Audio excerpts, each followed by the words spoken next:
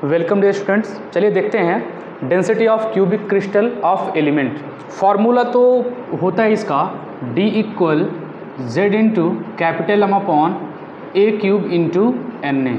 किसी भी unit cell की अगर आपको डेंसिटी बतानी है, यूनिट सेल की अगर हमें डेंसिटी बतानी है क्यूबिक क्रिस्टल यूनिट सेल की, तो फार्मूला लगाते हैं D equal Z into M upon A cube into N A. ये फार्मूला कहाँ से आया, चलिए इसका डेरिवेशन देखते हैं। ठीक है, तो ये फार्मूला हमको डिराइव करना है। जनरली अब फार्मूला आपको डेंसिटी का पता होगा। डेंसिटी का फार्मूला क्या आता है, density equal mass upon volume. ये किसका फार्मूला होता है, डेंसिटी का। किसी भी चीज़ की अगर डेंसिटी पता करनी है तो मास अपॉन वॉल्यूम आप कर दोगे तो क्या मिल जाएगी, डेंसिटी। तो सबसे पहले अगर हम किसी यूनिट सेल की बात कर रहे हैं, क्यूबिक यूनिट सेल की बात कर रहे हैं, तो क्यूबिक यूनिट सेल ऐसा ही होगा। अगर किसी एक्सरे डिफ्रैक्शन मेथड से या फिर किसी टेक्नोलॉजी से हमें इसके एज लेंथ की वैल्यू पता चल जाए, ये एज लेंथ जो है, सपोज कर लेते हैं इसका एज लेंथ क्या है, ए है, तब यहाँ से वॉल्यूम ऑफ क्यूब हमें यहाँ मिल जाएगा ए क्यूब, जो कि हमारा फार्मूला होता है। किसी भी क्यूब का अगर वॉल्यूम पता करना है तो फार्मूला क्या होता है, ए क्यूब। तो अगर ए क्यूब कर देंगे तो इसका क्या मिल जाएगा, वॉल्यूम मिल जाएगा। तो वॉल्यूम हमें मिल गया।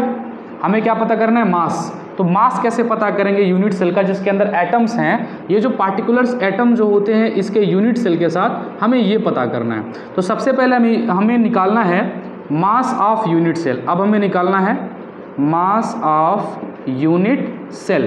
तो मास ऑफ यूनिट सेल कैसे निकलेगा, देखो हमें ये पता करना पड़ेगा कि इसके पास एटम कितने हैं, number of atom present in unit cell. सबसे पहले हमें देखना होगा कि कितने एटम हैं इस यूनिट सेल के साथ। Number of atom in unit cell multiplied by, suppose कर लो हमारे पास अगर SCC होता है, सिंपल क्यूबिक सेल होता है, तो उसमें एक एटम होते हैं, BCC में 2 होते हैं, FCC में 4 होते हैं। तो वही कह रहा है कि कितने एटम है क्यूब के साथ, पहले वो ले लो और मल्टीप्लाई कर दो एक एटम के मास से, यानी कि मास of an atom, mass of an atom, यानी कि जो इस एटम का मास है उससे मल्टीप्लाई कर दो। जैसे कि सपोज करो कि इस यूनिट सेल में 2 एटम हैं, सपोज कर लेते हैं कि हमारा BCC है और BCC में 2 एटम हैं और एक एटम का जो मास है 0.05 AMU है, ऐसे हम निकाल लेते हैं। तो 0.05 इंटू 2 करेंगे तो इस यूनिट का मास निकल जाएगा, इस यूनिट सेल का मास निकल जाएगा। ठीक है, तो वही हमने किया, number of atom in unit cell multiplied by mass of an atom. Number of unit cell, number of atom in unit cell को Z से दिखाएंगे और मास ऑफ एटम को स्मॉल m से दिखाएंगे। एक सिंगल एटम की मास की बात कर रहा है। आपको पता है, जैसे अगर मैं लिख रहा हूँ H1 तो यहाँ पर H जो होता है यह होता है मोलर मास। मोलर मास का मतलब क्या हो गया, 1 मोल एटम का मास, 1 मोल एटम का मास। तो यहाँ पे हमें 1 एटम का मास चाहिए। अगर हम मोलर मास लेते हैं तो मोलर मास जो होता है 1 मोल एटम का मास होता है, यानी 6.023 10⁻23 एटम का मास होता है। ठीक है, और इसे ही क्या बोलते हैं, अवोगाद्रो नंबर बोलते हैं, Na बोलते हैं। यानी इतने सारे एटम का मास जो है उसका मोलर मास है। अगर उसके मोलर मास को इससे डिवाइड कर दें तो एक सिंगल का निकल जाएगा। तो इसीलिए क्या करेंगे, small m equal capital M upon Na कर देंगे, ये मिल जाएगा। यानी कि मास ऑफ यूनिट सेल क्या मिल जाएगा, Z into capital M upon Na मिल जाएगा। तो फार्मूला डेंसिटी इक्वल क्या होता है, मास अपॉन वॉल्यूम, तो रख दो तो हमें मिल जाएगा। इसलिए डेंसिटी इक्वल मास क्या है, Z into M upon Na, ये हो जाएगा Z into M upon Na into volume क्या है, ए क्यूब, तो वॉल्यूम हो गया ए क्यूब। तो हमें क्या मिल गया, D equal Z into capital M upon Na into a cube. Z क्या है, तो Z आपका number of atom in unit cell, where Z equal number of atom in unit cell.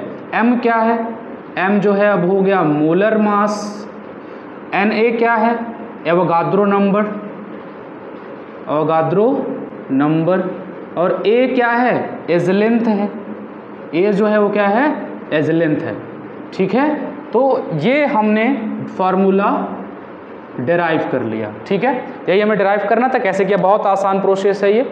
Formula लगाना है, डेंसिटी इक्वल मास upon volume. एक single cubic unit cell का मास पता करना है, वॉल्यूम से डिवाइड करना है। मास पता करने के लिए कैसे पता करेंगे, तो पहले ये पता करेंगे इसके अंदर कितने एटम होते हैं और एक एटम के मास से मल्टीप्लाई कर देंगे। तो पता कर लिया कितने एटम होते हैं, तो जेड एटम होते हैं मान लिया। मास ऑफ एक single atom small m, single atom का मास निकालना है तो मॉलिक्यूलर मास को एवोगाड्रो नंबर से डिवाइड कर दो तो सिंगल एटम का मास निकल जाएगा, जेड से मल्टीप्लाई कर दो एक क्यूब का मास निकल जाएगा। तो क्यूब का मास ले लिया और नीचे वॉल्यूम से डिवाइड कर दिया तो हमारा फार्मूला हो गया D equal Z into capital M upon A cube into N A. तो विद्यार्थियों इसका यूज़ हम लोग न्यूमेरिकल्स में करेंगे, जब हम लोग न्यूमेरिकल्स को प्रॉब्लम को सॉल्व करेंगे तो हम लोग इसका यूज़ करेंगे। ओके, मिलते हैं नेक्स्ट वीडियो में। जय हिंद।